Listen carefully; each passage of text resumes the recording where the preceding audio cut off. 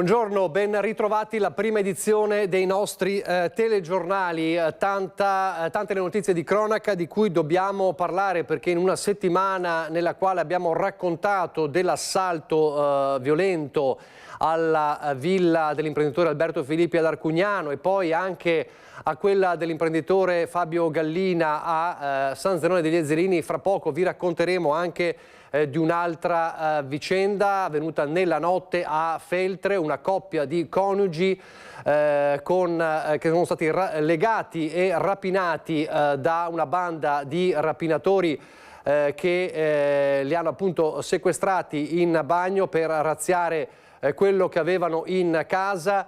E le urla dei due coniugi nel bagno poi hanno portato all'allarme dei vicini di casa che hanno chiamato i carabinieri, che stanno dando la caccia ai banditi. Quindi un altro episodio, questa volta a Feltre nel Bellunese, un altro episodio di terrore in casa, con i banditi che non si fanno scrupoli di entrare con le persone all'interno nella notte, probabilmente mentre dormivano, e li sequestrano e li chiudono, li legano, in questo caso in bagno, da dove poi hanno allertato i vicini urlando, ancora sotto shock. Fra poco Fabio Fioravanti e Stefano Bozzi ci racconteranno di questa terribile vicenda che riporta ancora in primo piano, se ce ne fosse stato bisogno, il tema della sicurezza delle nostre abitazioni. Ma dicevamo, sono tante le notizie di cronaca, perché parleremo anche del caso biennale, l'ennesimo caso biennale con la giuria internazionale che ha deciso di escludere dai premi Russia e Israele perché accusati di crimini contro l'umanità, ed è un'altra decisione che pesa in una situazione, quella del biennale, già tesissima, con Pietrangelo Buttafuoco e il ministro Alessandro Giuli ai ferri corti, tanto che esiste lo spettro addirittura di un commissariamento della biennale. Queste e altre dunque le notizie di cronaca di cui vi parleremo. Tra queste c'è anche l'ennesima tragedia sulla strada che è avvenuta ieri sera a Pieve di Soligo, davvero un assurdo incidente e drammatico, tragico, con una donna di 53 anni che con la sua bicicletta è finita contro il cancello di un'abitazione, rimanendo infilzata, ed è davvero una comunità sotto shock quella di Pieve di Soligo, come ci dovrebbe raccontare, vedo in collegamento, credo, Federico Fusetti, forse no, Federico Fusetti da Pieve di Soligo, non lo so se lo vedo, no, non è ancora pronto, e allora un'altra, ecco, lo vedo. Federico. Sì, eccoci Nicola, scusami, ma poi le cose sono in divenire qui, abbiamo appena avvicinato due signore, adesso vi racconto meglio, però siamo, come dicevi, a Pieve di Soligo, Solighetto, siamo in via Possamai, dove è avvenuta questa tragedia ieri sera poco prima dell'ora di cena, veramente una tragedia inspiegabile. Sono qui con Tommaso Migot, alle mie spalle vedete dove ci sono ora i fiori, una donna di 53 anni di origine moldava, Angela Varavko, si è schiantata, possiamo dire, contro questa cancellata e purtroppo è rimasta incastrata lì, morta sul colpo. Una tragedia davvero inspiegabile e incredibile. Era in bicicletta, stava scendendo, adesso ci sono i carabinieri tra l'altro appena arrivati, da lì stava scendendo con la bicicletta, questa signora è arrivata dopo la curva all'altezza della cancellata, la ringhiera di questa casa disabitata, e evidentemente, insomma, le cause sono ancora in corso di accertamento da parte proprio dei carabinieri. Evidentemente ha perso il controllo di questa sua bicicletta e si è schiantata sulla ringhiera, rimasta incastrata lì. Abbiamo sentito i vicini, insomma una scena davvero terribile quella che si è vista. Poi sono arrivati altri vicini, tra cui un sanitario che però non ha potuto fare nulla. Poi sono arrivati i soccorsi, hanno diciamo tolto la signora da quella posizione e hanno anche praticato il massaggio cardiaco, ma a quanto pare non c'è stato davvero nulla da fare. Sono arrivato un po' in ritardo alla tua chiamata chiamata in diretta perché io e Tommaso abbiamo avvicinato due signore che erano scese dall'auto per deporre altri fiori. Questi sono fiori che sono stati portati questa mattina da due vicine di casa. La signora non ha voluto parlare al microfono, questa ultima che è arrivata, ma ci ha detto era una mia cara amica. La signora abitava qui vicino, non lontano da qui, e insomma non molto conosciuta perché anche altri abitanti di questa via non la conoscevano, però insomma dalle parole invece del sindaco sembra che fosse qui da un po' e ben inserita nella comunità. Ecco Nicola, abbiamo un po' cercato di io e Tommaso, poi insomma stasera sentiremo anche le testimonianze dei vicini. Davvero insomma quello che abbiamo colto dopo qualche minuto che siamo qui è la fotografia di una tragedia incredibile, quasi inspiegabile. Nicola, la linea a te. Grazie a Federico Fusetti. Intanto lotta tra la vita e la morte, il 19enne schiantatosi invece 2 notti fa contro l'ex scuola comunale, l'edificio in piazza Tovena di Cison di Valmarino.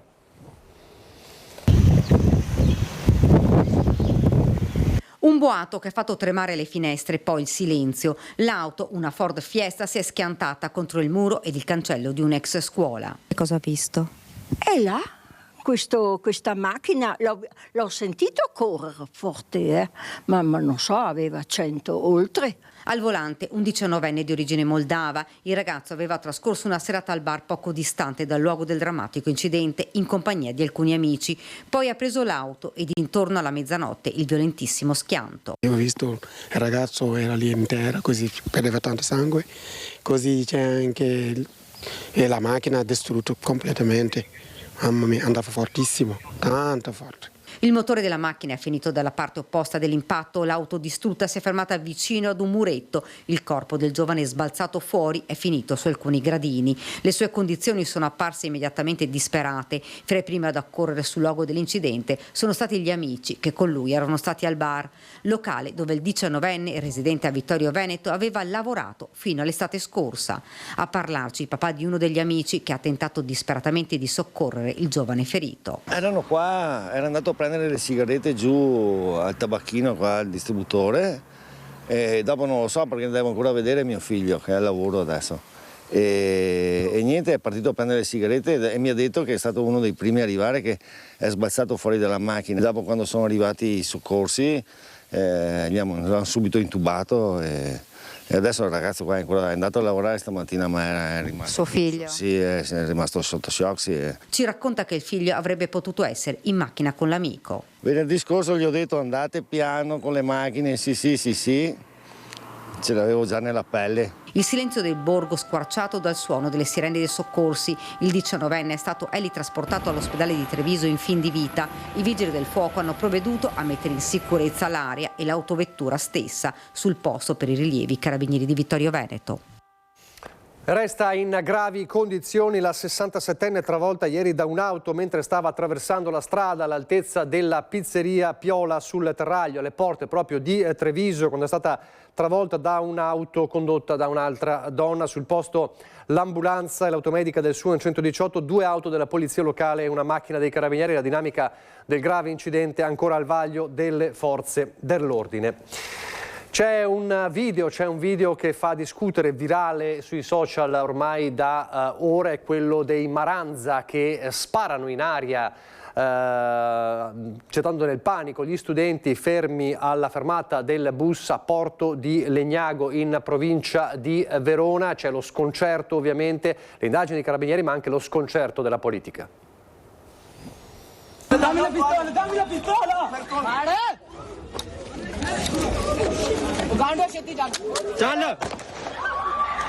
Uno sparo, poi le grida dei ragazzi impauriti. Succede in pieno giorno alla fermata delle Corriere a Porto di Legnago. In primo piano un gruppetto di ragazzi. Uno corre verso un amico, urla di dargli la pistola. Probabilmente si tratta di una scacciacani, la impugna e spara un colpo in aria tra il panico degli altri studenti in attesa di prendere il bus. Tutto immortalato in un video diventato in pochi minuti virale sui social. Dammi la pistola, dammi la pistola! Ciao! Immagini che sono state acquisite dai carabinieri ora sulle tracce dei responsabili. Le indagini dovranno anche ricostruire il contesto in cui tutto si è svolto, verso chi era rivolto quel colpo di pistola, se i ragazzi armati si stessero scontrando contro un altro gruppo di Maranza. Da chiarire anche se si possa trattare della stessa baby gang che da tempo sta terrorizzando il quartiere di Porto, responsabile dell'aggressione ad un giovane colpito da un sasso e di una maxi rissa la scorsa settimana. Un episodio che ha suscitato nella frazione paura e indignazione, accendendo il dibattito politico. Basta con questo scempio, non possiamo accettare che i luoghi frequentati ogni giorno da studenti diventino teatro di episodi di questo tipo. È un segnale gravissimo di degrado educativo e sociale che va affrontato senza esitazioni. Il commento del Presidente della Regione Alberto Stefani. Chi compie azioni di questo genere deve essere obbligato a restituire qualcosa alla comunità. Questi ragazzi devono andare a lavorare per il loro paese, a pulire scuole, strade, cimiteri e parchi, continua il governatore, che ricorda il percorso avviato dalla Regione con la proposta ad ANCI e all'Ufficio Scolastico Veneto di istituire lavori di pubblica utilità obbligatori per chi commette certe azioni. Non possiamo tollerare, conclude Stefani, che certi comportamenti diventino quasi un modello amplificato e virale sui social. Serve un cambio di paradigma, più responsabilità, più presenza delle istituzioni e un messaggio chiaro: chi sbaglia paga e paga lavorando. Vi ricordo la notizia con cui abbiamo aperto a Feltre una coppia di coniugi, una notte di terrore, rapinati dai banditi in casa e legati poi in bagno. Le loro urla dopo la fuga dei banditi hanno ovviamente risvegliato i vicini di casa, che hanno dato l'allarme ai carabinieri, ed è caccia ai banditi, l'ennesimo episodio di terrore in casa in questi giorni in Veneto, questa volta nel Bellunese, e ci racconterà tutto fra poco Fabio Fioravanzi insieme a Stefano Bozzi. Ma c'è anche l'altra vicenda di questi giorni di cronaca nera, l'omicidio Cossi. Ieri la questura ha raccontato come si è arrivati a ricostruire l'omicidio, con l'ex socio e amico in carcere per omicidio volontario. E allora sentiamo da Marta Zatta quali sono le novità.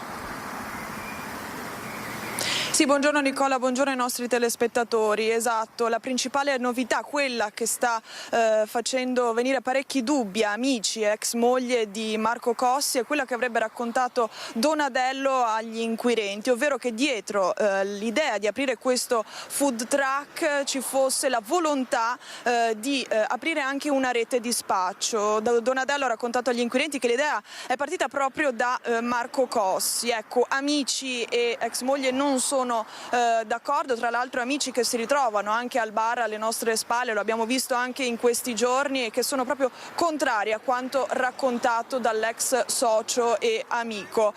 Ieri il questore di Padova, Marco Dorisio, ha incontrato appunto la stampa anche per delineare i dettagli di questa tragica vicenda, e noi ve li mostriamo nel servizio di Valentina Visentin. Il food truck che dovevano gestire assieme sarebbe stata la copertura insospettabile per vendere droga. Da qui è nata la lite violenta, culminata nell'accoltellamento mortale di Marco Cossi. La squadra mobile di Padova ha ricostruito il movente dell'omicidio del 48enne originario di Latisana, trovato morto domenica notte in via Isonzo. È stato portato in carcere il suo socio Samuele Donadello, 47enne padovano, con cui Cossi domenica sera aveva un appuntamento. L'idea di utilizzare il furgoncino per la vendita di panini come punto di smercio di chetamina, anfetamine e sigarette elettroniche con il principio dei cannabinoidi sarebbe stata di Cossi, da qui la lite, perché invece Donadello non era d'accordo. Questa è la versione dell'indagato per omicidio volontario fatta ai poliziotti martedì mattina, quando si è presentato spontaneamente in questura. Quello che sta emergendo è che poi questa vendita sarebbe dovuta anche servire come copertura per la vendita di sostanze stupefacenti, cannabinoidi o chetamina. Divergenza di vedute, quindi nasce praticamente un corpo a corpo. Un lungo interrogatorio di 10 ore nel quale l'assassino ha detto di essersi difeso utilizzando il coltello che Cossi aveva estratto. L'arma però non è ancora stata trovata. Andremo anche a ricostruire nell'ambito lavorativo tutto ciò che la vittima ha fatto. Stessi accertamenti vengono fatti nei confronti dell'odierno indagato in stato di arresto. Un omicidio efferato, quello che il questore ha definito con il termine tecnico di overkilling, ovvero un eccesso di violenza dell'aggressore nei confronti della vittima.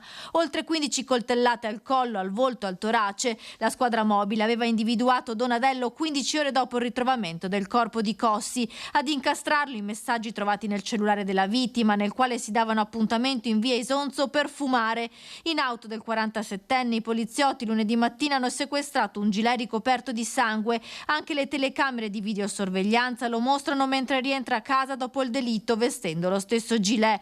Il giorno dopo Donadello si è presentato spontaneamente in questura per rendere la sua versione dei fatti, autoaccusandosi del delitto. Un interrogatorio di 10 ore che poi ha portato alla misura cautelare in carcere eseguita nelle scorse ore. Sotto shock gli amici del bar che conoscevano sia Marco che Samuele. Ho sentito sono Samuele, ma io gli ho detto no, ma sono Samuele, ma no, questo non è davvero. Domenica sera Cossi, dopo aver cenato con la mamma, era uscito di casa alle 20 dopo aver inviato un messaggio a Donadello che lo ha raggiunto in via Isonzo. La lite, iniziata nella macchina della vittima, trovata con le porte aperte e le chiavi ancora inserite.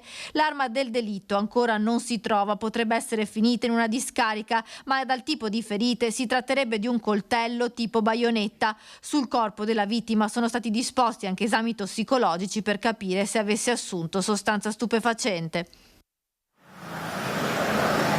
Ecco, appunto, dicevamo un progetto, quello dell'attività di spaccio dietro al food truck, che lascia aperti molti dubbi ha lasciato anche all'ex moglie di Marco Cossi, Giorgina, di 39 anni, sono stati sposati fino al 2019, noi l'abbiamo raggiunta al telefono e la sua versione è completamente differente da quella raccontata da Samuele Donadello. Giorgina nega appunto che Marco possa aver mai avuto l'intenzione di spacciare, ci ha solo confidato che dietro magari poteva fumare solo nel weekend, ma solo per rilassarsi, non avrebbe mai voluto spacciare. Questo è quello che ci ha raccontato, ascoltiamo. Assolutamente no, non credo questa cosa qua. E metto le mani in fuoco, assolutamente no, e come ho detto un po' a tutti, no, lui aveva un sogno di aprirsi un food truck, non fare affari di queste cose qua.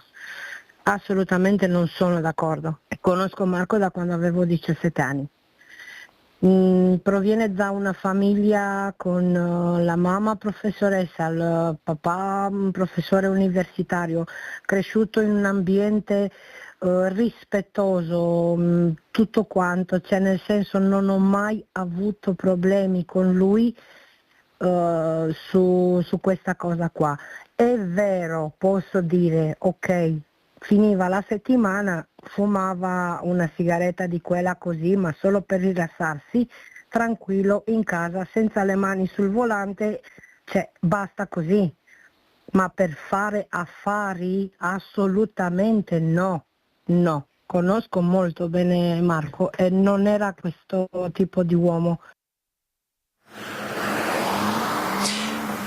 Ecco, quindi Giorgina smentisce quanto raccontato da Samuele Donadello e parla di un uomo buono, un uomo con il quale ha avuto sempre un ottimo rapporto, un rapporto completamente diverso invece quello con l'ex moglie di Samuele Donadello, Vanessa, che racconta di anni da incubo vissuti con lui e la sua personalità violenta. Noi vi lasciamo l'intervista a Vanessa e poi la linea può tornare allo studio.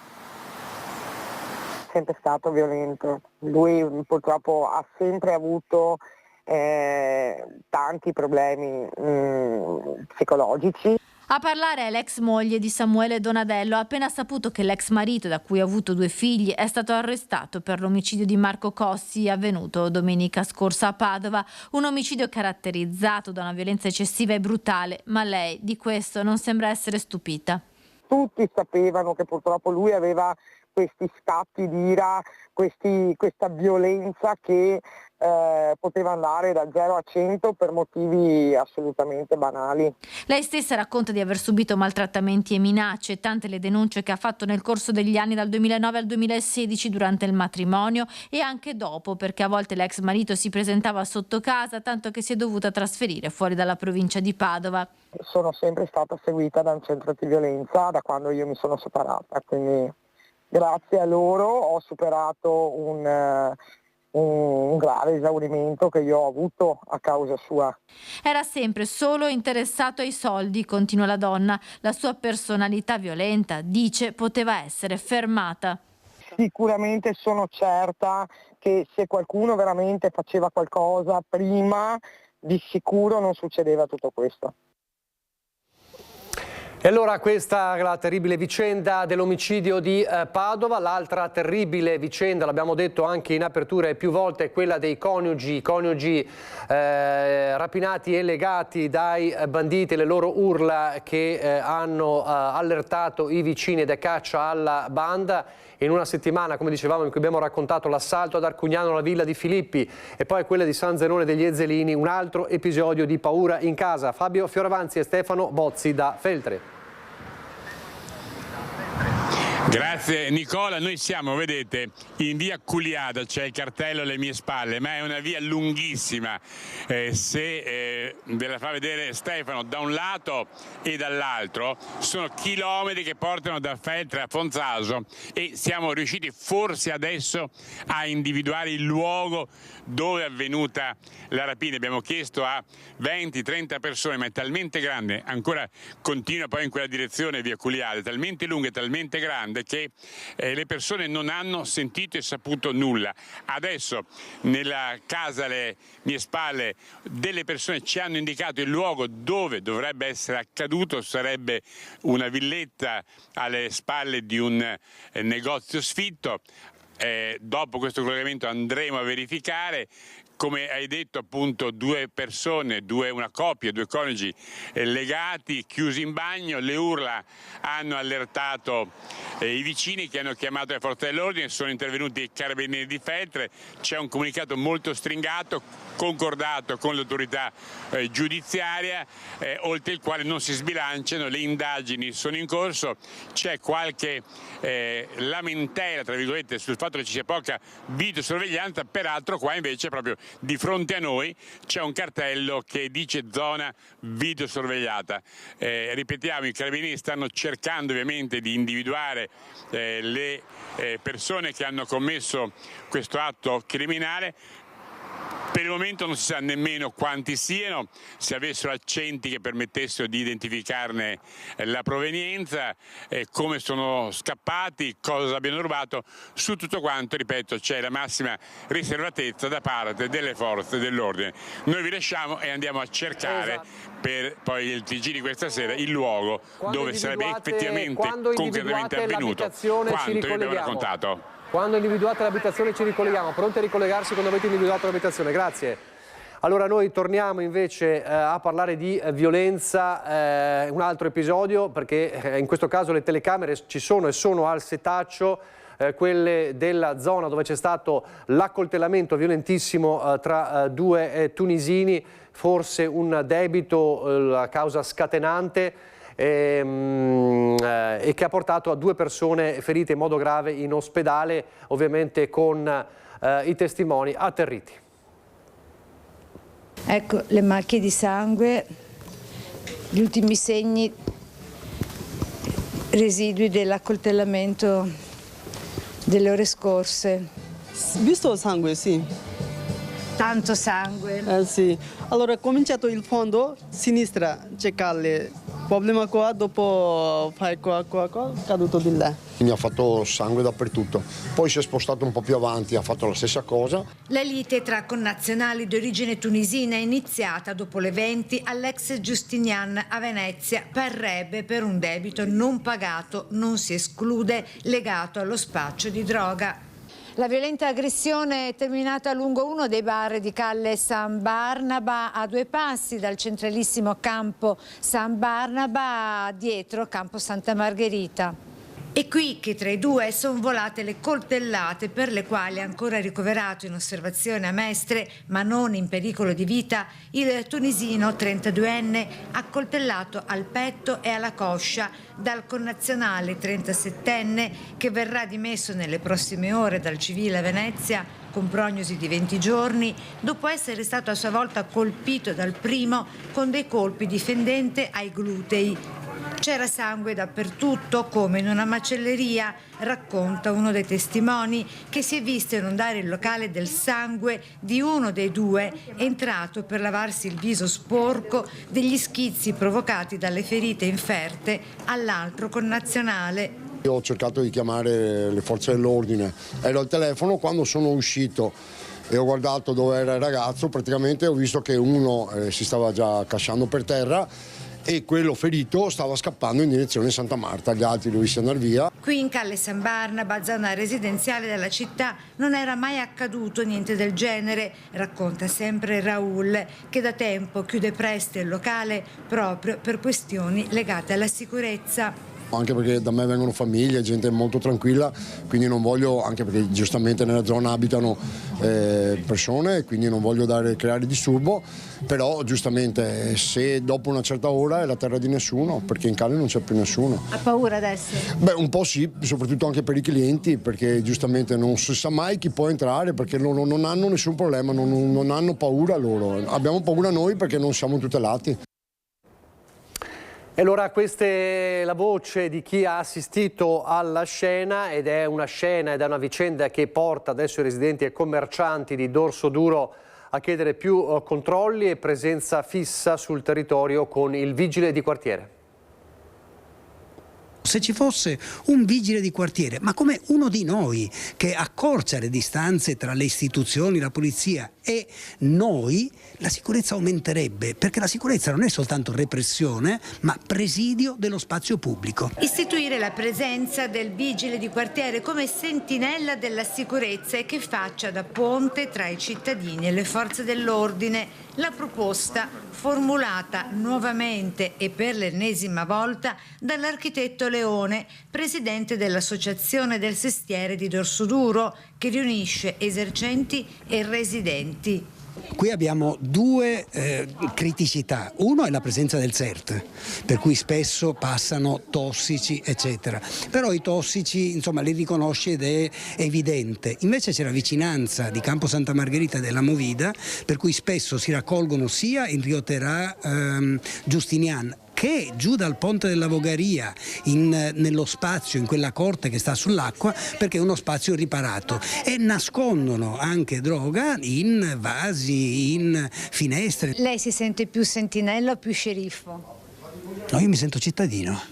Io mi sento cittadino, come era a Venezia una volta, se qualcuno urlava la sera o una ragazza alzava la voce, si aprivano gli scuri, ora si chiudono. In Campo Santa Margherita qualcuno dei nostri associati ha messo vetri antisfondamento perché gli tiravano le bottiglie, cioè siamo arrivati a un livello che è grave, però non è la repressione, quello che serve è il presidio del territorio e noi siamo pronti a farlo, lo facciamo camminando, per cui usateci.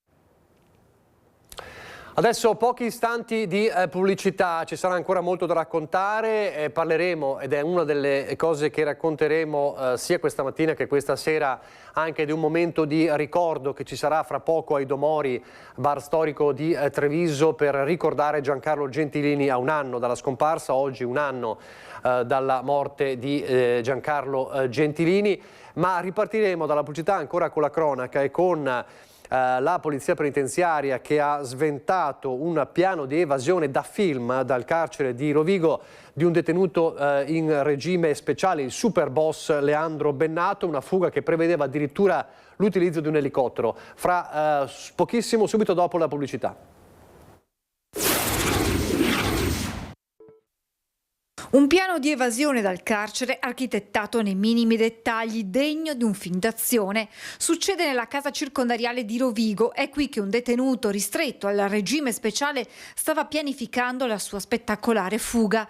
Con l'aiuto di alcuni complici all'esterno dell'istituto di pena, l'uomo avrebbe dovuto scappare a bordo di un elicottero per una successiva fuga all'estero. Tutto questo anche con possibili azioni particolarmente violente. Un piano però scoperto dalla polizia penitenziaria prima che potesse realizzarsi. Tutto inizia quando durante alcuni controlli e perquisizioni all'interno delle celle vengono scoperti dei cellulari legalmente introdotti nella sezione di alta sicurezza e nascosti nelle aree comuni. Dopo il rinvenimento per alcuni detenuti scatta un procedimento penale per accesso indebito di dispositivi idonei alla comunicazione.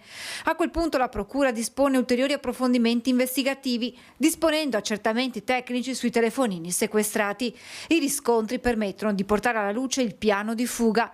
Il vertice dell'istituto penitenziario predispone quindi un'azione preventiva, bloccando l'evasione. Dell'episodio sono stati informati il Dipartimento dell'Amministrazione Penitenziaria di Roma, il Provveditorato regionale dell'Amministrazione Penitenziaria di Padova e il prefetto di Rovigo, con una intensificazione della vigilanza esterna al carcere e un rafforzamento dei livelli di sicurezza perimetrale, ma anche di alcuni luoghi sensibili della città. Siamo dunque tornati in diretta, andremo a Venezia fra pochissimo da Filippo Fois, ma restando a Venezia c'è questo episodio che viene denunciato in queste ore su Facebook, ad esempio dal vicepresidente della regione Luca Spavaneto, ma anche poi dal senatore Raffaele Speranzon, che è coordinatore regionale di Fratelli d'Italia in Veneto. Un carico di letame è stato scaricato la notte scorsa da ignoti davanti al ristorante veneziano al Colombo, a poca distanza da piazza San Marco. Nel locale stasera alle 18 è prevista la presentazione del libro di Gioventù Nazionale insieme al Dipartimento di Cultura di Fratelli d'Italia del libro Destra Sociale. È stato posizionato anche un cartello, ve lo faccio vedere. Il libro è stato stimolante. Buon 25 aprile. A denunciare l'episodio appunto il senatore e coordinatore di Fratelli d'Italia in Veneto Raffaele Speranzon. Queste sono le immagini invece del letame scaricato, le ha postate il vicepresidente del Veneto Luca Spavanetto. Speranzon parla di ennesimo codardo e vergognoso attacco politico in piena campagna elettorale. Sono inaccettabili questi continui comportamenti intimidatori a sminuire e attaccare chi la pensa diversamente. Venezia non accetta queste intimidazioni. Questo è l'episodio denunciato in queste ore. Restiamo a Venezia ed è Venezia, una Venezia terreno di varie polemiche, a partire ma non solo dal caso biennale. Filippo Fois, buongiorno, insieme a Sandro Ponchio. Buongiorno Nicola, buongiorno ai telespettatori di Antena 3. Prendiamo la linea da Campo San Maurizio, ci troviamo a pochi passi dalla prefettura di Venezia e nel palazzo che vedete alle mie spalle. In questo momento è in corso una riunione tra due parlamentari del Movimento 5 Stelle. Si tratta di Enrico Cappelletti e di un altro parlamentare che si chiama Gaetano Amato, che è in Commissione Cultura, in questo caso con la Fenice, ma poi alle 14.30 la notizia è che questi due parlamentari avranno un incontro con il presidente della Biennale Pietrangelo Buttafuoco. La notizia di queste ore è quella che la giuria internazionale della Biennale non considererà nell'assegnazione dei premi del Leone d'Oro e del Leone d'Argento i paesi che espongono alla Biennale i cui governi siano sotto indagine da parte della Corte Penale Internazionale per crimini contro l'umanità. Si tratta della Russia e di Israele ed è l'ultima polemica in ordine di tempo di una situazione che sta facendo discutere oramai da mesi e si concentra soprattutto sulla presenza del padiglione russo che è chiuso oramai dal 2019 e dovrebbe riaprire il 9 maggio per la prima volta dopo 6 anni con un'esposizione di artisti russi. Credo che, forse avremo l'occasione di dirlo, i due parlamentari del Movimento Movimento 5 Stelle parleranno proprio di questa questione con Pietrangelo Buttafuoco. Come sapete la presenza della Russia, del governo russo a questa Biennale è profondamente divisivo. Quest'ultima presa di posizione da parte della giuria internazionale della Biennale segue quella da parte dei ministri degli esteri e non solo dell'Unione Europea e della Commissione Europea, che ha minacciato, e probabilmente accadrà sul serio, che vengano tagliati dei fondi alla Biennale. C'è poi un'altra questione che riguarda anche i vertici della Fondazione Biennale e la vediamo nel prossimo servizio.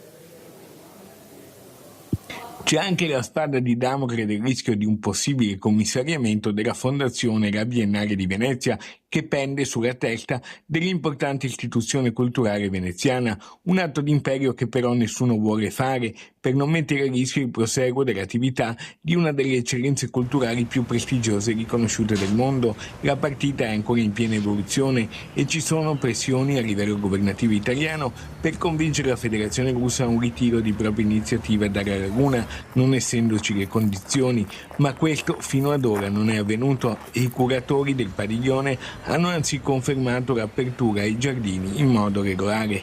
Intanto l'Unione Europea ha confermato il taglio di 2 milioni di euro che andrà a ripercuotersi sulla Biennale Cinema College ben prima dei 30 giorni fissati per le controdeduzioni. Il Biennale Cinema College, ovvero il programma con cui la Biennale sostiene i giovani registi emergenti. La Biennale, dal canto suo, ha confermato che risponderà puntualmente a Bruxelles entro i termini dei 30 giorni, che non è ancora accaduto. I giorni più caldi e della resa dei conti saranno quelli della vernice tra il 5 e il 9 maggio. Se la presenza della Russia fosse confermata, il ministro italiano ai beni culturali Alessandro Giuli potrebbe perfino evitare di venire a Venezia, ma questo il ministro lo sta ancora valutando attentamente. Si risolverà la frattura con il presidente della Biennale Pietrangelo Buttafuoco. I due, fino a qualche settimana fa, erano grandi amici. Intanto la portavoce del ministro degli esteri russo, Maria Zakharova, ha definito la decisione della Commissione Europea di un taglio di 2 milioni di euro alla Biennale, in conseguenza dell'invito alla Russia, una ricaduta nell'anticultura. Insomma, in laguna siamo ancora nel pieno della burrasca. Dunque siamo ancora nel pieno della burrasca, non solo per quello che riguarda la Biennale, ma anche per la situazione della Fenice. Qui a fare discutere da oramai circa un anno è la nomina di Beatrice Venezia, direttrice musicale del teatro. Ci sono state diverse manifestazioni, diverse prese di posizione anche da parte degli abbonati della Fenice, non solo da parte dei dipendenti, con svariate richieste anche di dimissioni del presidente Nicola Colabianchi. Come detto, alle mie spalle si trovano in questo momento assieme all'RSU del teatro 2 parlamentari del Movimento 5 Stelle, Gaetano Amato, che è tra l'altro un ex attore sia di cinema che di fiction e siede nella Commissione Cultura della Camera dei Deputati, oltre che essere nella Commissione di Vigilanza RAI, ed Enrico Cappelletti, che invece è un deputato padovano. Sentiremo quali decisioni verranno prese, probabilmente quella di un'ulteriore presa di posizione a livello nazionale con altre fondazioni di teatro liriche per un'ennesima manifestazione di protesta su questa nomina. Vi daremo poi anche notizia su quello che accadrà, se avverrà l'incontro tra questi due parlamentari e il presidente invece della Biennale, Pietrangelo Buttafuoco. Per ora da Venezia è tutto, ti restituisco la linea. Grazie davvero, terreno di scontro Venezia sia a livello nazionale che internazionale che locale. Noi cambiamo argomento, torniamo alla cronaca. Abbiamo parlato dei Maranza, di quel video virale terribile al porto di Legnago. Giovani e giovanissimi, in questo caso addirittura una vicenda che riguarda le medie, che spesso non hanno coscienza dello strumento che usano, ad esempio WhatsApp, ad esempio le chat di classe. Succede che un dodicenne, un alunno delle scuole medie di una scuola del Trevigiano, insulta a più riprese il suo prof nella chat di classe. Il prof lo viene a sapere e lo denuncia. Denuncia per diffamazione, scuse formali, rimborso delle spese legali e un risarcimento per danni morali simbolico devoluto alla scuola per l'acquisto di materiale didattico. I fatti nel 2025, una scuola media della provincia di Treviso, nella chat WhatsApp di classe, uno studente si lascia andare a commenti offensivi e omofobi nei confronti di un insegnante che denuncia il ragazzo. Poiché il minore non era perseguibile penalmente, il docente poi, assistito dal sindacato Gilda degli insegnanti e da un avvocato, ha scelto di non proseguire l'azione legale, ottenendo però dalla famiglia una lettera di scuse e il versamento di una somma simbolica. Il fine che si prefiggeva l'insegnante era prevalentemente di tipo educativo, non punitivo, nel senso che il ragazzo che aveva operato in questa chat inserendo dei commenti così denigratori, forse anche per gioco con i compagni, insomma, probabilmente non si è reso conto della portata delle conseguenze delle sue azioni. Da Gilda un appello alle famiglie: troppo frequenti i commenti denigratori nei confronti di figure educative anche da parte dei genitori e poi i figli imitano. Purtroppo non c'è una sufficiente vigilanza sull'uso dei social. A mio avviso le famiglie insomma dovrebbero operare un maggior controllo su questi strumenti o comunque affiancare i ragazzi. Decine le segnalazioni del genere arrivate negli ultimi anni, 3 i casi nel Trevigiano che hanno avuto un seguito legale. Ecco l'invito ai docenti. Purtroppo pochi insegnanti ancora entrano nell'ordine di idee di denunciare. Ai colleghi insegnanti voglio ricordare anche che nell'esercizio della loro professione sono dei pubblici ufficiali e quindi hanno il dovere, non solo il diritto, di denunciare questo tipo di comportamenti. Giovani e giovanissimi protagonisti anche spesso in modo negativo della Movida, non solo nei capoluoghi ma anche ad esempio in un centro importante come Bassano del Grappa. Continuano gli episodi, ci racconta tutto Nancy Galdi. Movida fuori controllo a Bassano del Grappa dopo le varie segnalazioni e lamentele legate agli eccessi dei più giovani. Il weekend scorso, come vi abbiamo raccontato nei nostri telegiornali, è stato il primo di prova con le restrizioni previste dall'amministrazione comunale. Tuttavia la preoccupazione rimane alta proprio per il comportamento di questi giovani e non solo nel Bassanese. Ieri per esempio a Verona dei ragazzi cosiddetti Maranza hanno tirato fuori una pistola e hanno sparato un colpo alla fermata degli autobus. Ma torniamo a Bassano, siamo qui con l'assessore alla sicurezza Alessandro Campagnolo. Com'è la situazione qui in città? La situazione innanzitutto ha a che fare costantemente con l'attenzione massima che abbiamo in zona centro studi, dove manteniamo la presenza costante in determinati orari e unitamente a Polizia e Carabinieri. Tant'è vero che recentemente abbiamo individuato un ragazzo conosciuto che è in possesso di droga e l'abbiamo intercettato e assicurato alla giustizia, chiaro, un minorenne peraltro. Questo si collega anche al fatto di 2 giorni fa di San Giuseppe Cassola, dove la polizia locale di Cassola ha chiesto il nostro supporto per arrivare all'individuazione di un importante quantitativo di 40 grammi di hashish, quindi questo dimostra che il controllo deve essere massimo, costante e coordinato per dimostrare che le convenzioni che il sindaco di Bassano ha voluto fortemente stanno funzionando molto bene. Per quanto riguarda Bassano del Grappa, mi permetto di anticipare che è al lavoro una modifica degli orari per la polizia locale, che possa essere più presente nel periodo tardo pomeriggio, sera, notte in centro storico, ma non solo, e questo per permettere appunto di coprire meglio il territorio in termini di prevenzione, naturalmente sempre coordinati con Polizia e Carabinieri.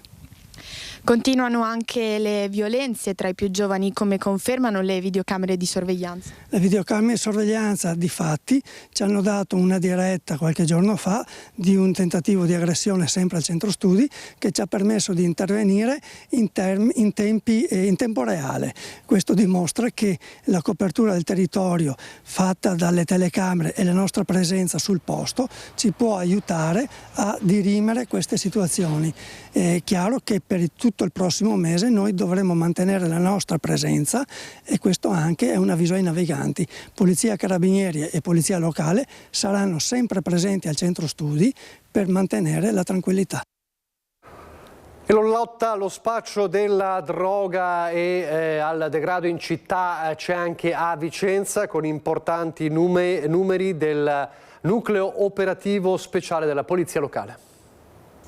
Sono state quasi 400 le dosi sequestrate, 65 le operazioni messe in campo e oltre 300 soggetti identificati nei primi 4 mesi del 2026 di attività del nucleo operativo speciale della Polizia Locale di Vicenza. Una delle ultime eseguite nell'area del Quadrilatero di Campomarzo, zone tra le più attenzionate della città per contrastare il fenomeno dello spaccio, ha portato anche all'arresto di un pusher intercettato durante uno scambio.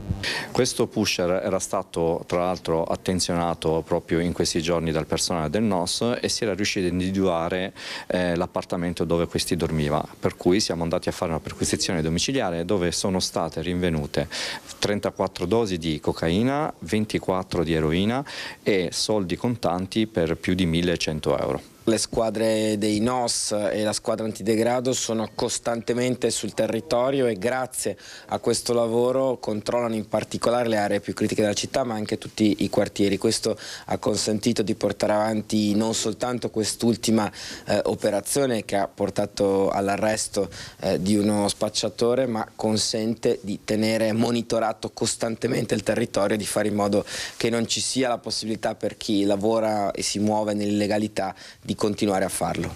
Attenzione massima anche sul fronte dei bivacchi, monitorati dalla squadra antidegrado attraverso un presidio quotidiano, il cui numero, secondo i dati della Polizia Locale, si aggira su una decina. La mattina partiamo con i bivacchi, che devo dire la verità, negli ultimi periodi non sono più di 10.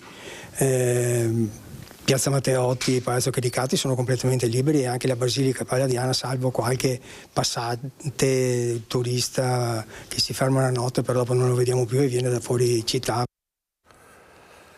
Il blitz della Guardia di Finanza di Castelfranco in un emporio cinese dove erano in vendita prodotti cosmetici cancerogeni. C'erano profumi, creme per il corpo e gel per unghie regolarmente esposti e pronti alla vendita ai clienti, ignari però di acquistare prodotti cosmetici molto pericolosi per la salute, perché contenenti le sostanze Lilial e TPO qualificate come cancerogene dalla legislazione comunitaria e vietate alla commercializzazione dal settembre 2025. Il blitz nel negozio di Castelfranco con 137 prodotti sequestrati al titolare, un commerciante cinese recidivo. Il soggetto era già noto alla compagnia perché nel 2023 era stato sottoposto già a un accertamento.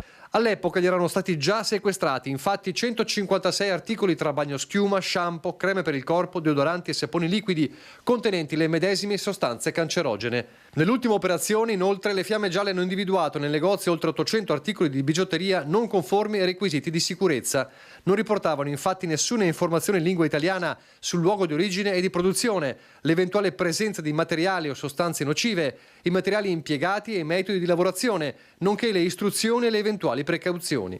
Per il commerciante è scattata una nuova denuncia, mentre i controlli della finanza continuano. Questi tipi di interventi dimostrano anche la volontà di tutelare le imprese che invece rispettano i più alti standard di sicurezza. Il caso migranti a Treviso, dopo il Parc Adal Negro e il Parc Appiani, ieri nuova polizia straordinaria con relativo allontanamento dei migranti che ci dormivano e che ora cercheranno inevitabilmente un altro riparo. Qualcosa però sembra muoversi da industriali e mondo economico, l'impegno ad attivare un tavolo per integrare giovani stranieri che costituiscono, e lo sappiamo benissimo, forza lavoro necessaria. Era fondamentale anche in questo caso ripristinare le condizioni igienico-sanitarie, sono davvero tante le segnalazioni che ci arrivano ogni giorno, sono andato personalmente sul posto a verificare e sinceramente c'erano i vani scala che erano diventati inaccessibili per odori, per la presenza di escrementi, per la presenza di rifiuti. Dopo lo sgombero del parcheggio Dal Negro, la pulizia dell'Appiani da parte di Comune Contarina con l'allontanamento dei migranti tornati a dormirci malgrado le grate posizionate mesi fa. 3 i giovani trovati sul posto, molti di più i giacigli. Un rimpallo continuo e senza soluzione, lo stesso che nei giorni scorsi ha portato migranti, parroci, volontari a manifestare trascorrendo 2 notti all'addiaccio sotto i portici di via Municipio. Da partecipare il presente, il forum che dal 2005 vede collaborare insieme comuni, categorie economiche, diocesi, mondo del volontariato, è arrivata una nota dal titolo eloquente perché le persone non diventino un problema, una lettera formale di impegno all'attivazione di un tavolo che possa favorire ogni forma di integrazione di saperi e conoscenze per l'utilità del mondo economico e per un miglioramento delle condizioni di vita dei migranti. Io da sempre chiedo aiuto perché è abbastanza evidente che queste persone vengono utilizzate come manodopera da parte di aziende agricole, industriali o ristoranti per poi essere scaricati nella strada pubblica quando è ora di riposare e di rifocillarsi. Ecco, dobbiamo trovare un punto di equilibrio, quindi ben vengano i tavoli di confronto. Io ho bisogno però anche che ci sia un sostegno economico e un sostegno con messa a disposizione di spazi. Una buona notizia per Luigi Calesso di Coalizione Civica, la presa di responsabilità del mondo economico, meno dice il blitz all'Appiani che non fa che peggiorare la situazione. Mi pare che in questi giorni in cui già appunto c'è una soluzione non ancora definitiva perché è stato sgomberato dal Park Dal Negro, forse non fosse il caso di acuire ulteriormente situazioni che possono portare altre persone a lasciare un altro luogo in cui dormono, perché quello che è chiaro è che queste persone non scompaiono. Stessa posizione per il centro sociale Django. Nel pomeriggio si è diffusa poi la voce che gli occupanti dell'Appiani, a cui sono state tolte coperte, materassi recuperabili per chi volesse tramite la polizia locale, si fossero spostati proprio al Dal Negro. La questione è destinata a restare aperta e Conte lo ribadisce. È un fenomeno che ha delle dimensioni indecifrabili, perché oggi sono 10, domani sono altri 10 e così via, e così come il prorogarsi nel tempo è indefinito, quindi non è che si può aiutare una settimana, un mese, 2 mesi, qui fino a cessata esigenza. Quando cesserà l'esigenza, francamente non sono in grado di dirlo.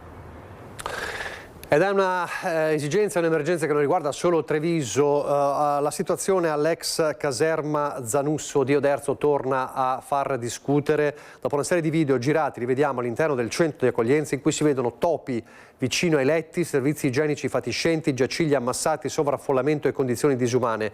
Alleanza Verdi e Sinistra di Treviso è intervenuta con forza sulla vicenda, a parlare Giulia Princivalli, segretaria provinciale e consigliera comunale di Oderzo, che dice: denunciamo il degrado disumano in cui sono costretti a vivere centinaia di richiedenti asilo, vittime di un sistema di accoglienza al collasso che sembra progettato per produrre marginalità anziché integrazione. Continua Princivalli: non possiamo più accettare che la Zanusso sia ridotta a un mero deposito di persone. Il sovraffollamento e la mancanza di percorsi reali di inserimento sociale non sono solo una sconfitta per i diritti umani, ma una scelta politica precisa del governo e delle istituzioni locali.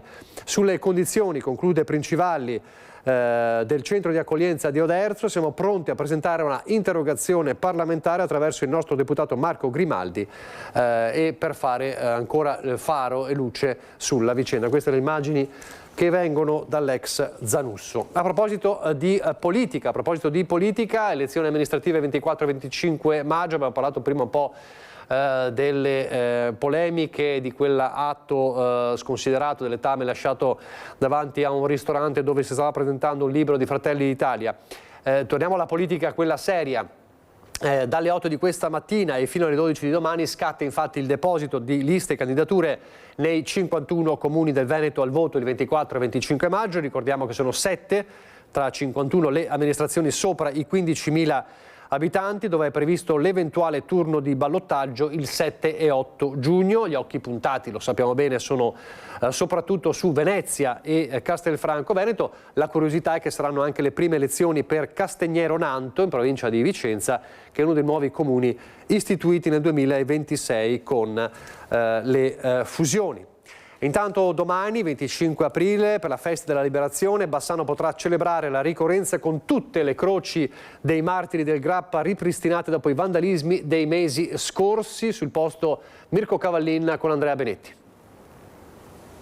Buongiorno da Bassano del Grappa, Viale dei Martiri, sono con l'assessore ai lavori pubblici Andrea Viero. Siamo alla vigilia della Festa della Liberazione dal nazifascismo. Ovviamente per Bassano, città medaglia d'oro per la resistenza, è una giornata importante come il 26 settembre. In questo viale si ricordano 18 dei 31 martiri del rastrellamento del settembre 1944. Tra il mese di dicembre 2025 e questo mese di febbraio, però, 4 delle croci che ricordano queste vittime, esattamente quelle di Pietro Cocco, Albino Vedovotto, Ferdinando Alberti e Alberto Danieletto, avevano subito degli atti vandalici. Domani c'è questa importante ricorrenza e finalmente i martiri ritrovano la loro croce rimessa a posto. Sì, come giusto che sia, per noi questo viale è la memoria storica della nostra città, è importante mantenerlo sempre in ordine, come vedete anche il verde è sempre curato, i lecci sono sempre curati e anche le croci meritano, insomma, la cura necessaria. Su quegli atti vandalici, tra l'altro, ci sono state ancora indagini, in particolare per quanto riguarda le prime 3, mentre la quarta, l'episodio di febbraio, il responsabile era stato subito individuato. Le croci, tra l'altro, erano state restaurate da poco nel loro complesso, no? Sì, tutte le croci avevano avuto proprio un restauro fatto da un restauratore specializzato proprio in questo tipo di materiale. Le croci sono state eseguite dalle smalterie ancora nel dopoguerra e quindi, insomma, per noi era veramente importante riportarle al loro splendore con un investimento complessivo di 40.000 euro. Per ripristinare invece quanto accaduto con questi atti vandalici, ovvero la rimozione e anche qualche danneggiamento che queste croci avevano subito, quanto è stato investito? Diciamo che abbiamo investito altri 1.000 euro circa, però insomma il risultato poi è comunque quello finale delle croci, che sono tutte in ordine. Un appuntamento importante, domani mattina ovviamente qui c'è la cerimonia, anche qui questo sarà uno dei punti di passaggio per la cerimonia del 25 aprile, ci sarà l'intervento del professor Marzio Favero dell'Isteresco di Treviso, già sindaco di Montebelluna e consigliere regionale. Assessore, ricordiamo ancora una volta, insomma, Bassano torna qui almeno 2 volte all'anno, per il 25 aprile e per il 26 settembre. Questo luogo, questo posto, quel che è accaduto nel 1944 è un segno che non va cancellato. È un segno che non va assolutamente cancellato, come non va cancellato quello che è successo nella storia recente, quindi questi atti vandalici che mostrano il poco rispetto, insomma, di poche persone rispetto a questo luogo che per noi è sacro. E allora, con questa buona notizia del ripristino delle croci dei martiri del Grappa, con Andrea Benetti alla parte tecnica, ringrazio l'assessore Andrea Viero. Da Bassano è tutto, a voi. E da Bassano a Vicenza, per una firma importante, un protocollo di legalità nei cantieri della TAV, definite le verifiche antimafia per contrastare ogni tentativo di infiltrazioni della criminalità. Ce ne parlano Daniele Garbin con Cristian Roque Allende. Criminalità, sicurezza e prevenzione. Siamo all'interno della prefettura di Vicenza, con me il prefetto di Vicenza Filippo Romano. Buongiorno. Buongiorno. Grazie di averci ricevuto, proprio perché in questo momento, insomma, vogliamo fare il punto di una situazione che riguarda, partiamo proprio dai dati della festa della polizia comunicati proprio qui a Vicenza, che danno una diminuzione dei reati. Però tra questi reati i furti sono quelli che hanno la parte del leone, diciamo quasi la metà di questi, che sono quelli che preoccupano i vicentini e non solo. È un dato allarmante, ecco. Tra questi, proprio nel venerdì scorso, uno dei fatti più eclatanti è stato questo assalto nella villa dell'imprenditore vicentino Filippi, che insomma ha destato parecchio clamore proprio anche per le modalità, l'aggressione, le preoccupazioni. Ci sono indagini in corso, sappiamo che l'imprenditore in qualche modo è seguito proprio da chi segue. Ecco, come stanno andando? Assolutamente sì. Sulle indagini ovviamente bisogna chiedere alla polizia giudiziaria e al procuratore che ne coordina le attività. Come sapete noi come organi governativi ci dobbiamo occupare della prevenzione, poi purtroppo quando i fatti succedono allora a quel punto entra in gioco il potere giudiziario, quindi le indagini e poi il processo. Questa è una parte umana, invece abbiamo visto le immagini, quindi destra e qua è il punto. Allora abbiamo cominciato dicendo che c'è una diminuzione dei reati nel Vicentino. È chiaro che come tutte le statistiche chi sta dalla parte sbagliata della statistica non ne coglie gli aspetti positivi. Chi subisce la rapina, anche fosse l'unica nell'arco di un intero anno, non è consolato dal fatto che non ce ne state altre. Certo. Quindi noi dobbiamo guardare da un lato con la freddezza dei numeri e della programmazione della presenza delle forze di polizia sul territorio, dall'altra parte però tutta la comprensione umana per chi subisce anche quei minori reati rispetto al passato. A proposito di prevenzione c'è stato anche un atto importante che è stato firmato proprio da poco invece per quanto riguarda il terzo lotto della TAV, ecco un provvedimento che dovrebbe scongiurare o comunque impedire o limitare eventuali infiltrazioni antimafia, la criminalità. Sì, questo è un altro tema. Anche nel tema della gestione del fenomeno mafioso la prevenzione negli ultimi anni ha assunto molta importanza, giustamente perché prevenire di solito è meglio che intervenire a valle quando il danno ormai è fatto, ed è molto importante tenere lontane le imprese mafiose, perché di imprenditoria si tratta, quella mafiosa è una forma di business, no? Impedire a queste imprese mafiose di arrivare in un territorio fondamentalmente sano come quello vicentino. In altre parti del nord del paese o della Val Padana purtroppo questo è successo, in molte altre province la mafia ha attecchito, qua vogliamo evitarlo, sia invitando gli imprenditori a denunziare subito qualsiasi tentativo, cosa che facciamo spesso anche con Confindustria, Confcommercio, sia con protocolli come questo stipulato con la prefettura di Padova e con le aziende che stanno procedendo, quindi IRICAV per RFI, nel quale sostanzialmente si va a controllare che durante lo sviluppo dei cantieri non vi siano dei noli a freddo, dei noli a caldo, dei subappalti che di mano in mano possano finire nelle mani sbagliate. Allora ha parlato anche di sicurezza nelle case il prefetto in questo collegamento con Daniele Garbini. Allora noi torniamo a parlare della violenta rapina a Feltre con i coniugi legati e rapinati. Fabio Fioravanzi di nuovo con Stefano Bozzi, siamo praticamente davanti all'abitazione, da quello che mi pare di capire Fabio ma confermami tu, una zona abbastanza isolata, quindi anche appetibile per i banditi, è così?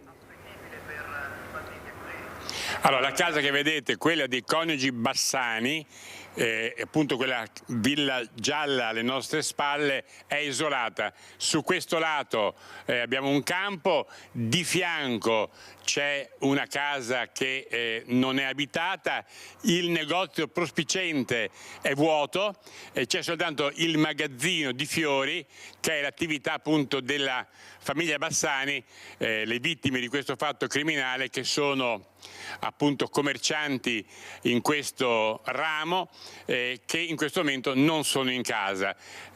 Questo è quello che si può dire. Continuano le indagini da parte dei carabinieri che abbiamo visto passare 2 volte di fronte a noi per cercare di individuare i malviventi colpevoli di quanto accaduto durante la notte. Bene, grazie. Allora questa sera poi ci racconterai gli altri dettagli di questa ennesimo purtroppo fatto di cronaca. Io direi possiamo andare in pubblicità e poi torniamo in diretta.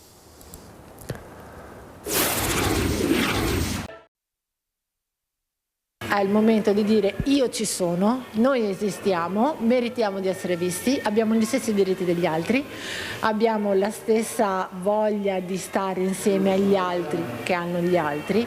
È vero che Rayen, lui, le altre persone esposte hanno delle difficoltà, indubbiamente sì, però rimangono bambini, adolescenti, adulti come tutti gli altri. Persone non la loro malattia o la loro diagnosi, volti, vite, quelle degli 11 bambini, adolescenti, giovani e adulti, protagonisti di Io ci sono, la mostra fotografica itinerante con ritratti di Enrico Colussi che fino al 10 maggio sarà ospitata al Centro Culturale San Gaetano di Padova. Giulia Rossetto è la mamma di Rayen. Nel suo piccolo è famosa perché lo scorso settembre ha lanciato un invito diventato virale e centinaia di persone sono arrivate alla festa per i 10 anni di suo figlio. Del progetto fa parte anche la famiglia di Marcello, papà di Sebastiano. con Enrico Colussi, che è il fotografo che ha fatto queste foto, ha detto facciamo le foto dei volti in modo tale che se anche non ci sentono, non ci vedono, noi parliamo lo stesso, vogliamo farci vedere lo stesso e farci sentire. Tra gli 11 volti quello di Chiara Irceti, che la sua storia di vita con l'epilessia l'ha raccontata nel libro Sorrido a me stessa e crede nel progetto Io ci sono. Vorrei urlarla questa parola, io ci sono, perché proprio in questa settimana ho avuto delle esperienze dove il non essere visibile è stato, diciamo, la prima caratteristica che ho provato, non essere visibile per le istituzioni, il non essere considerata nella mia fragilità e il non essere vista per quella che sono.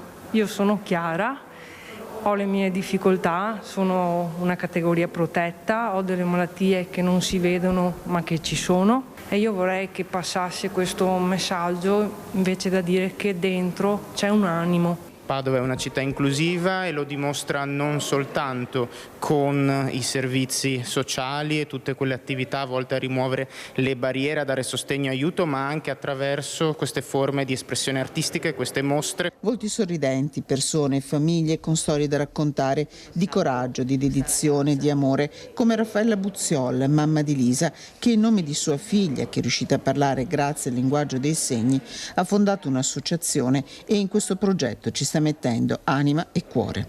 Chi verrà a vederci? Chi vorrà costruire insieme a noi qualche cosa? Chi vorrà veramente capire e vedere sicuramente vedrà una possibilità enorme in tutto questo. Fra poco andremo a Treviso dal nostro Christian Arboit, dove è in corso una bicchierata, un momento di ricordo di quello che era il suo quartier generale, i Domori, il bar ai Domori a Treviso, per ricordare Giancarlo Gentilini a un anno dalla scomparsa. Prima però andiamo a Bassano per una grande mostra su Olivetti che è stata inaugurata nella città, in esposizione fino al 27 settembre. Le macchine per scrivere diventate vere e proprie icone del design italiano nel mondo. Eccole.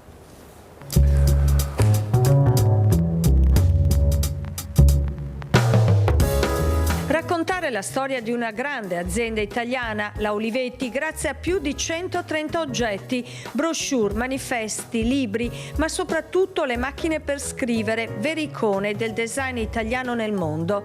Non solo strumenti di lavoro, ma oggetti di culto che hanno segnato un'epoca, come ci spiega la direttrice dei Musei Civici di Bassano, Barbara Guidi. Abbiamo selezionato alcune delle macchine per scrivere più iconiche, adesso stiamo vedendo la lettera 22, che per intenderci è la macchina da scrivere di Olivetti, che fa parte delle collezioni permanenti del MoMA di New York, quindi come uno dei più belli oggetti di design ma funzionali, tecnologici esistenti al mondo. E poi quella che io definisco la Ferrari delle macchine per scrivere, la famosa Valentin, la prima macchina al mondo che veniva portata in una valigetta di plastica, ma poi sono tantissimi gli oggetti in mostra, brochure, affiche, libri illustrati. La mostra Olivetti, l'arte di comunicare, si inserisce nell'ambizioso progetto di far diventare Bassano capitale italiana della cultura. Olivetti è stato un modello imprenditoriale eccezionale a livello nazionale ed internazionale, dove si pensava non solamente allo sviluppo dell'impresa ma allo sviluppo di una comunità. È proprio quello che noi vogliamo fare con questa candidatura, questo dossier. Noi vogliamo parlare ovviamente dello sviluppo di una città a 360 gradi, cioè una comunità che cresce assieme, mondo comunitario, quindi le realtà del nostro territorio assieme alle imprese per creare ricchezza e benessere. E Olivetti ne è stato un grandissimo precursore, perché nella sua idea di impresa non c'era solamente lo sviluppo e la crescita di un prodotto, ma anche la crescita di una comunità. La mostra su Olivetti rimarrà allestita a Palazzo Sturm a Bassano fino al 27 settembre.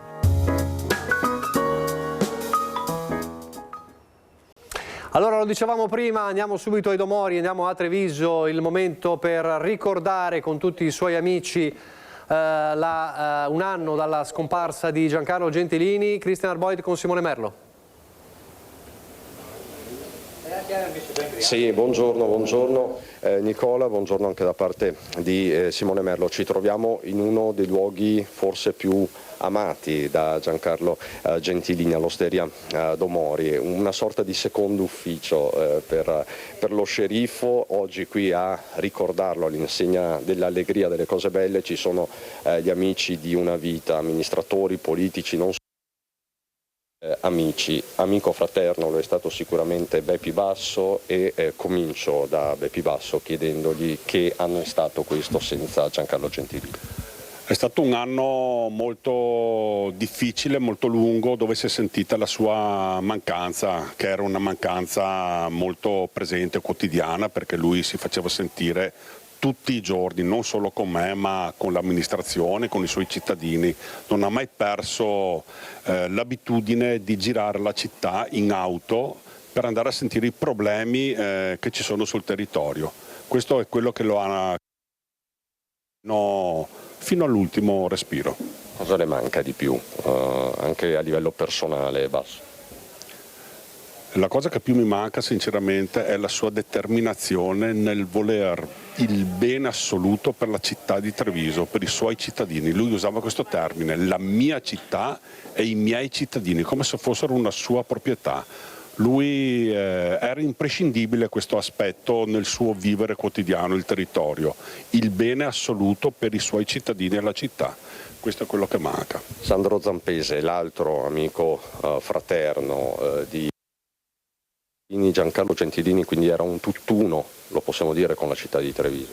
Assolutamente, lui ha inventato questo nuovo metodo di fare il sindaco, l'amministratore. Lui era disponibile per la città H24 e noi, tutta una serie di persone giovani e meno giovani, abbiamo tratto insegnamento proprio dalle sue lezioni. L'onestà, la determinazione, la professionalità, la capacità, l'amore per la sua città e soprattutto questa voglia sempre di essere presente e far sentire presente anche tutti gli altri amministratori per... Grazie Zampese. Cristian Schiavon, assessore Cristian Schiavon, anche lei qui oggi è più di un segnale, insomma. Beh, è il minimo per chi come Giancarlo ha dato tanto a noi. Ha dato identità, ci ha insegnato dei valori sul territorio. Io ho apprezzato sempre la tempra e soprattutto il sorriso, perché quando bacchettava poi sapeva anche elargire un bellissimo sorriso di cuore, che era un affetto che mi arrivava, quindi tante cose ha lasciato. Era vice sindaco, che cosa direbbe oggi Giancarlo Gentilini di tutte queste guerre in corso, in una situazione geopolitica sempre più tesa? Come commenterebbe i fatti salienti di questi giorni? Beh, intanto direbbe quello che deve dire in maniera chiara, senza tanti giri di parole, che era la sua caratteristica. Sicuramente non faceva trapelare qualcosa di diverso rispetto a quello che diceva. Quello che diceva era chiaro e faceva intendere ciò che lui pensava del mondo. È chiaro che viviamo anche in un'epoca diversa, sono passati tanti anni da quando lui amministrava, però il suo credo resta inscindibile con quello che sono i valori della nostra città, lo dico sinceramente, e mi fa molto piacere essere qui oggi nel ricordarlo. Lo ricordiamo anche con affetto, con gioia, con dei sorrisi, perché ci ricordiamo che degli aneddoti molto simpatici. Ecco, ce ne racconti uno veloce. Beh, per quello che riguarda me, una volta l'ho caricato in macchina perché mi criticava sul verde pubblico, ho fatto il giro del PUT e avevo il geometra dietro che prendeva appunti e penso che non abbia fatto a tempo a scrivere tutte le raccomandazioni che mi ha fatto, e mi faceva ridere che in macchina i cittadini sul PUT lo salutavano e lui salutava, era un'immagine incredibile, quindi contemporaneamente diceva parole a me e salutava i cittadini in macchina.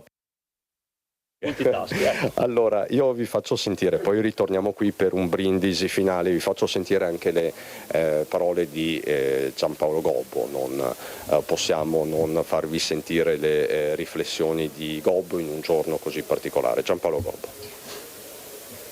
Giancarlo è sempre con noi perché diciamo che la sua via che ci ha indicato e tutta la sua grande forza che aveva nell'empatia con le persone, con la gente, con i nostri cittadini, con la sua Treviso, credo sia unica per un cittadino che ha fatto il sindaco per per una vita praticamente. Credo che abbia cambiato, a parte il momento in cui è arrivato il 94-95, dove c'è stata la prima elezione diretta per il sindaco, quindi senza il gioco dei partiti che facevano durare o meno il sindaco a secondo della compiacenza, e quindi questo è stato quello che ha portato, penso, la Lega a un ventennio, continuando adesso con altri 10 anni di Mario Conte, quindi credo che questo sia anche una passione civile data dai nostri uomini e dalle nostre donne.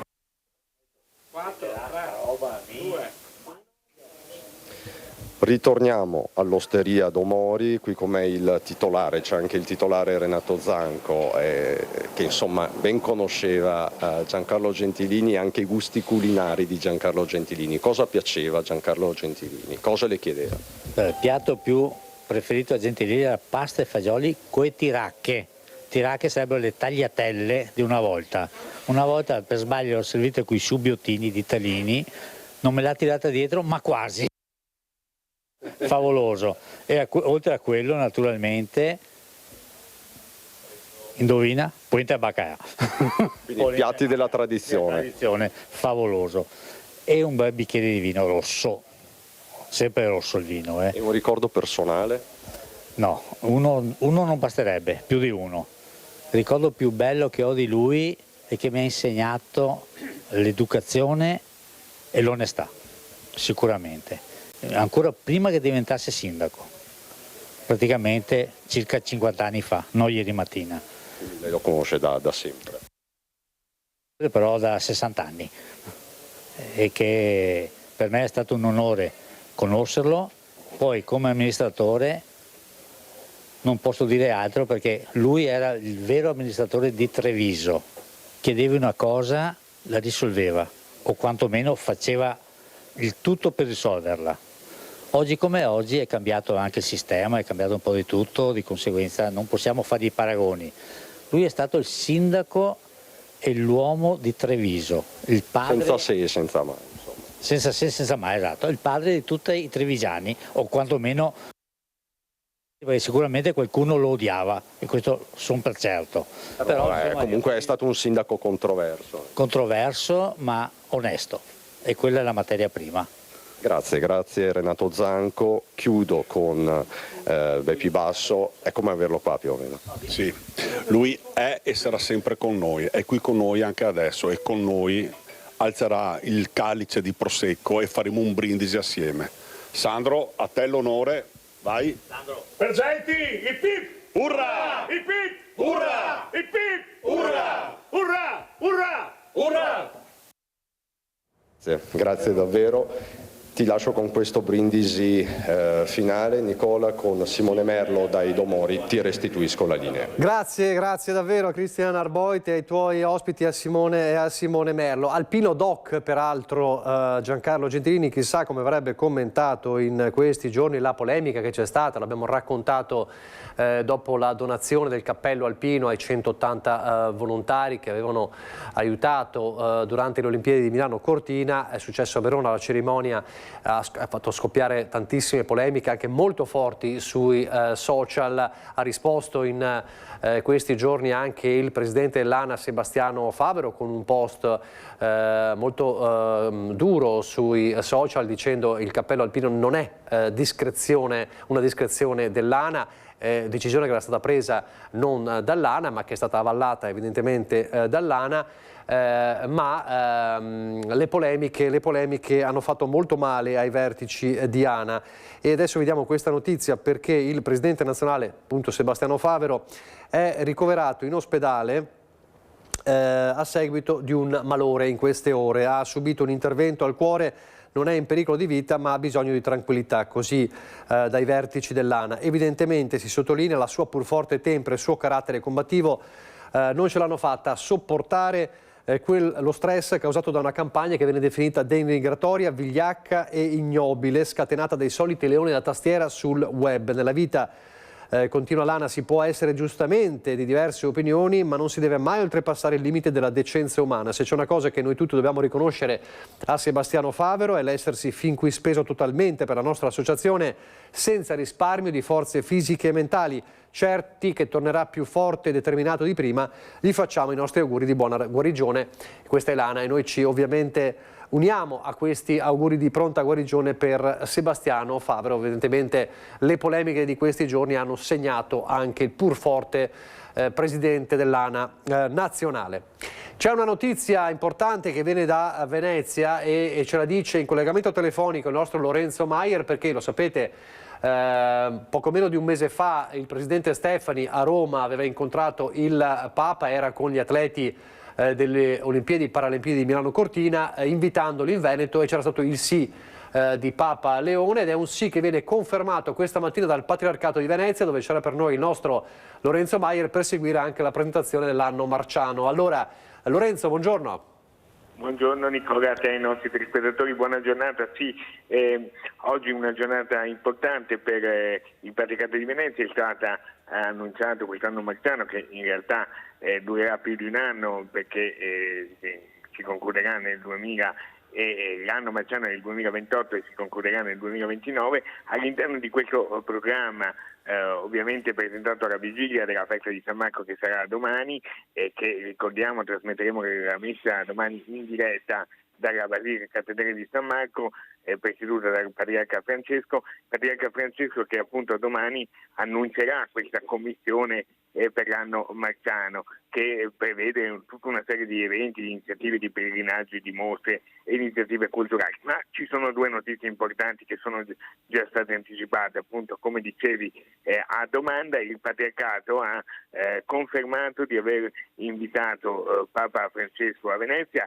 Don Maurice Pasian, suo segretario particolare del Patriarca, ha anche dato alcuni particolari, cioè il Patriarca Moraglia si è incontrato con Papa Leone lo scorso mese di agosto. In quell'occasione ha invitato il Santo Padre a essere a Venezia, il Santo Padre che ricordava al Patriarca che 20 anni fa aveva visitato la nostra città, ovviamente non da Papa. Ecco, in coincidenza di questo anniversario del ventennale, il Patriarca Francesco ha colto l'occasione al volo per appunto invitarlo, e poi c'è stato, come dicevi giustamente, anche l'invito riportato da Stefani circa un mese fa. Quindi la notizia è che il Patriarcato conferma di aver invitato il Papa, che il Papa ha dato un suo gradimento e che è in attesa ovviamente di conoscere quando eventualmente deciderà di venire, perché l'agenda, come è stato ricordato, l'agenda del Papa è un'agenda universale,